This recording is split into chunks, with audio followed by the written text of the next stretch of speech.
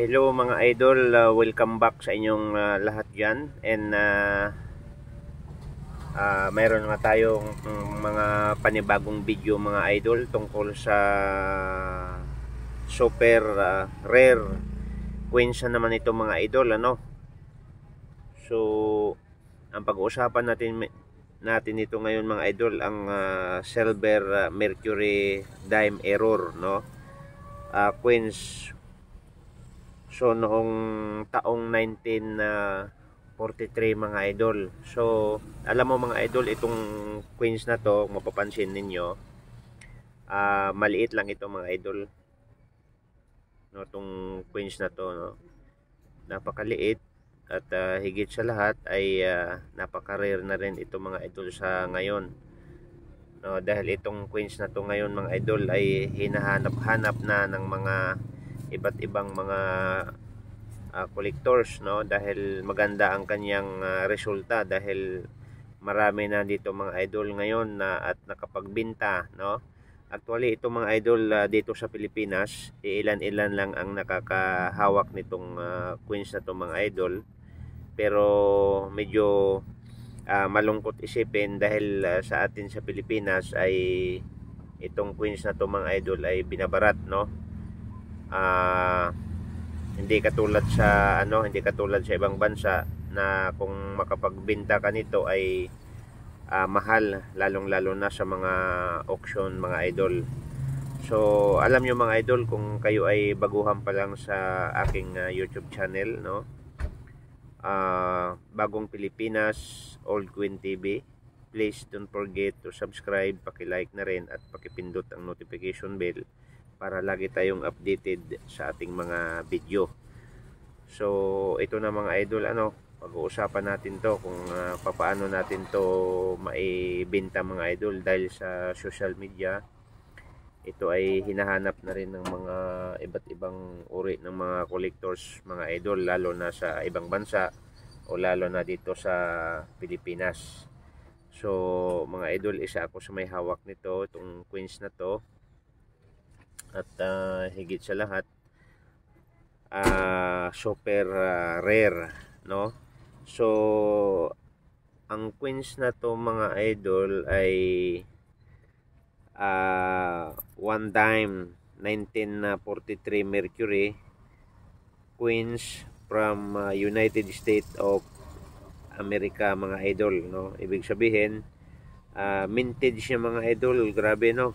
So ulitin ko, ang coins na to ay one dime 1943 mercury, so 90% silver, coins from United States of America, no. Ang mintage niya mga idol ay kakaunti lang, no, dahil ang mintage niya mga idol, kaya pala kaya pala mahal sa ibang bansa sa mga auction na bibenta, no, dahil 1.8 million na vintage, no, San Francisco Mint, no, popular coins. Popular ito mga idol sa mga coins collector, dahil itong coins na to marami nang yumayaman ito mga idol, no, itong coins na to, no. So mint place and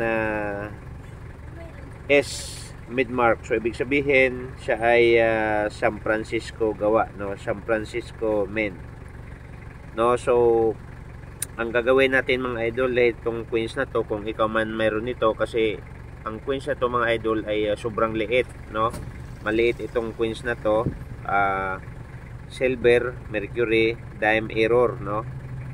Coins worth of money 1943 silver dime value is $16,000 mga idol, no. So hindi basta-basta. So kung makikita natin mga idol itong coins na to sa likuran, dahil ito ay maliit lang, ano, tingnan natin sa likod para makita ninyo mga idol. Ayan yung likuran niya, no. Na-zoom ko lang yung video mga idol para makita ninyo, no. Ayan,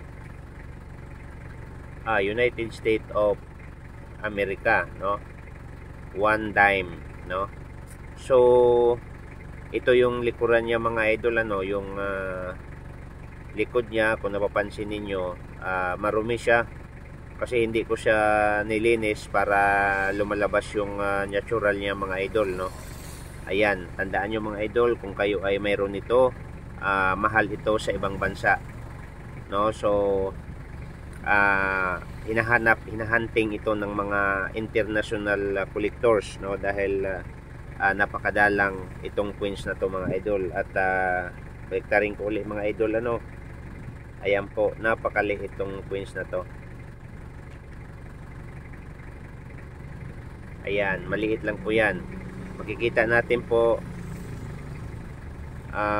yung nakasulat yan, "In God we trust," and 1943, no, liberty ito mga idol. So mga idol, kung kayo ay uulitin ko, maraming salamat sa lahat ng mga taga-subaybay o taga-panood sa aking YouTube channel, Bagong Pilipinas Old Queen TV. So shout out sa inyong tanan mga idol. Huwag kayo magsawa sa pagsuporta sa ating YouTube channel. God bless and welcome.